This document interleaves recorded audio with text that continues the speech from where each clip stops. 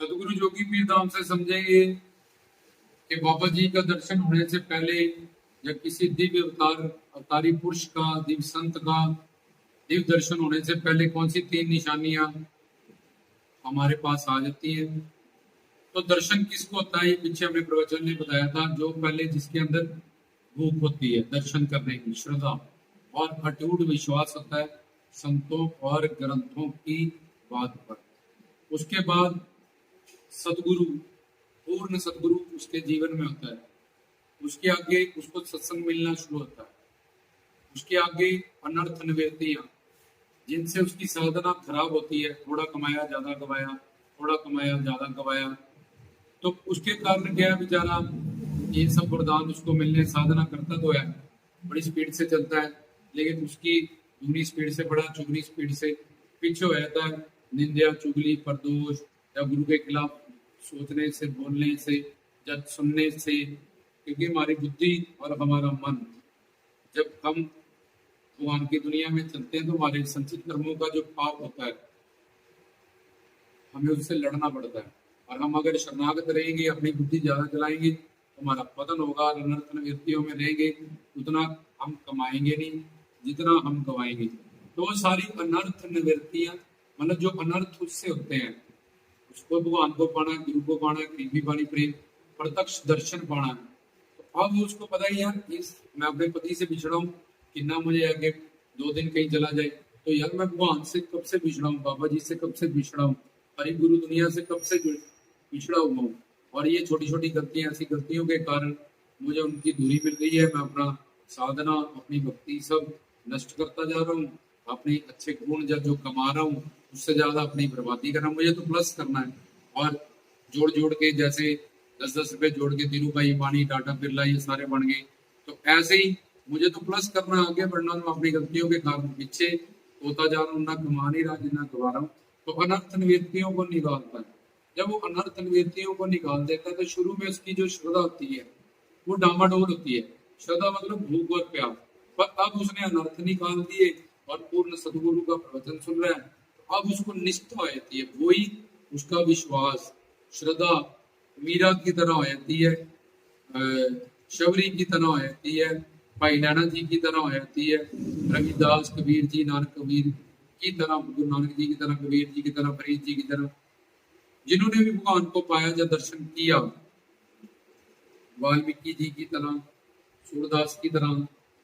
तो उनके अंदर अब निष्ठा पैदा हुई थी, उनकी श्रद्धा अटूट विश्वास पे बदल जाती है। गुरु पे, उनको ग्रंथों संतों पे अटूट विश्वास। अब वो डामाडोल नहीं हो सकता कुछ भी, ना उसको नामापराध हो सकता है, ना वो कभी प्रतिकूल मतलब सोच सकता है, ऑटोमेटिकली अनुकूल हो जाता है परमात्मा के, गुरु के। तो अब निष्ठा भी यहाँ तक उसको, अब उसको रुचि होती है, एक ही इंटरेस्ट होता है कि बस मैंने इस दिव्य शक्ति का दर्शन दीदार करना है। रुचि हो जाती है, उसका इंटरेस्ट हो जाता है।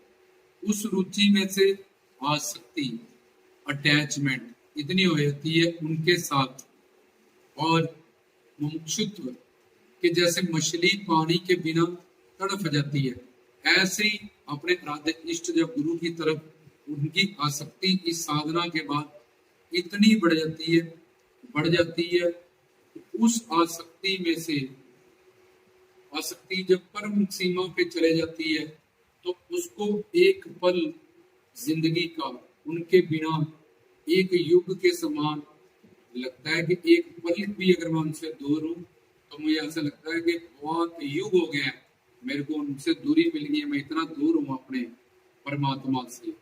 और उनके बिना सारा संसार छूटने लगता है कि अगर वो नहीं है मेरी जिंदगी में, तो कुछ भी मेरी जिंदगी में सब जीरो है। 0 मल्टीप्लाइज 1 करोड़ इक्वल्स टू 0।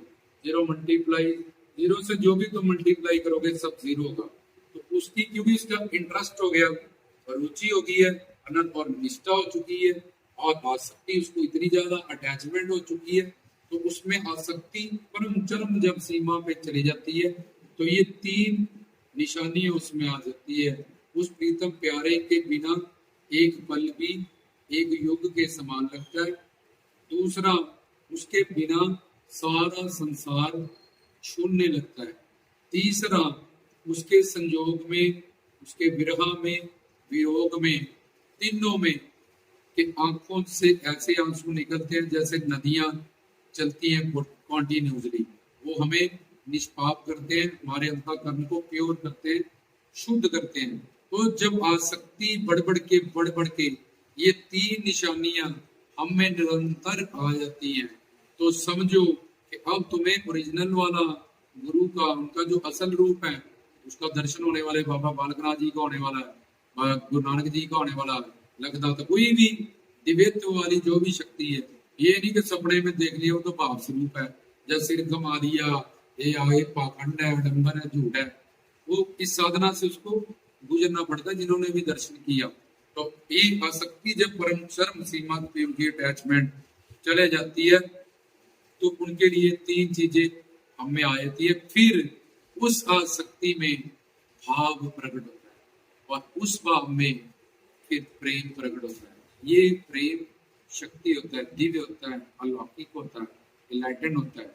इस प्रेम के वश में है भगवान, तो तब उसको बाबा बालकनाथ जी का, प्योरली लखदाता जी का, माता रानी का, शिव भगवान का, जब अपने गुरु का ही दिव्य दर्शन उसको प्राप्त होता है। तो ये तीन निशानियां उसमें आसक्ति के बढ़ने से पहले, भाव जैसे एक बीज है, वो पहले अंकुरित होता है, फिर वो पेड़ बनता है। ऐसे ही उसकी आसक्ति से फिर भाव प्रकट होता है, ओरिजिनल वाला। एक तो पहले उसने मान लिया मैं इस भाव से, पर फिर अंतर ओरिजिनल और दिव्य भाव प्रकट, उसमें दिव्य प्रेम प्रकट होता है, जो दिव्य होता है, अलौकिक होता है, अनिर्वचनीय होता है, हमेशा बढ़ने वाला होता है। उसमें देना देना होता है कि मैं क्या कर दूं इनको खुशी देने के लिए। वाणी कहते हैं जिन्हें प्रेम किया उतनी वही गुरु को पा सकता है, पूरी तरह से वही भगवान को पा सकता है जिसके पास ये प्रेम है। तो इस साधना से वो प्रेम प्रकट होता है, वो अलौकिक है, दिव्य है और अनिर्वचनीय, बढ़ता रहता है, सूक्ष्म गड़ा बारीकी का विषय है, अनिर्वचनीय, शब्दों से बताया नहीं जा सकता, अनुभव शरीर पर एक्सपीरियंस होता है उसका। तो ये बहुत सारे गुण प्रेम के हैं। तो ये तीन निशानियां थी जो दर्शन, प्रत्यक्ष दर्शन से पहले हमें होती है। तो तब समझोगे अब हम दर्शन के ज्यादा दूर नहीं है, बहुत करीब आ चुके हैं।